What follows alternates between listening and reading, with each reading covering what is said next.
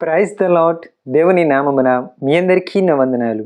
ఈరోజు దేవుని వాగ్దానము మత్తయి సువార్త 23వ అధ్యాయము 12వ వచనము. తన్ను తాను హెచ్చించుకొనివాడు తగ్గించబడును, తన్ను తాను తగ్గించుకొనివాడు హెచ్చించబడును. ఆమేన్. ఈ వాక్యము ద్వారా యేసుక్రీస్తు వారు ఈరోజు మనతో ఏం మాట్లాడుచున్నారంటే, తన్ను తాను హెచ్చించుకునేవాడు తగ్గించబడును, తన్ను తాను తగ్గించుకునేవాడు హెచ్చించబడును అని చెబుతున్నారు. కాబట్టి ఈ రోజు నుంచి నిన్ను నీవు హెచ్చించుకొనవద్దు అని చెబుతున్నారు. నిన్ను నీవు తగ్గించుకొని జీవించు అంటున్నారు. ఏ సిచ్యువేషన్లోనైనా ఈ లోకములో ప్రతిదానికి దేవునికి లోబడి నీవు తగ్గించుకొని జీవిస్తున్నట్లయితే దేవుని టైం నీ లైఫ్లోనికి వచ్చినప్పుడు దేవుడే నిన్ను హెచ్చించడానికి చూస్తాడు. కాబట్టి ప్రతి ఒక్క విషయంలో నువ్వు తగ్గి ఉండు, అంతేకాని ప్రతి ఒక్క విషయంలో నిన్ను నీవు హెచ్చించుకునవద్దు అని చెబుతున్నారు.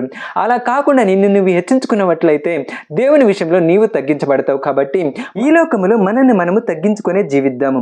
అది కష్టమైన పర్లేదు, కొంచెం ట్రై చేసి మనల్ని మనం తగ్గించుకునే జీవిద్దాము. మనం ఈ లోకంలో తగ్గించుకొని జీవిస్తున్నట్లయితే దేవుని పట్ల మనం హెచ్చించబడతాం. కాబట్టి నమ్మి విశ్వసించిన వాడు అయితే విశ్వాసంతో ప్రార్థన చెయ్యి. హల్లెలూయా.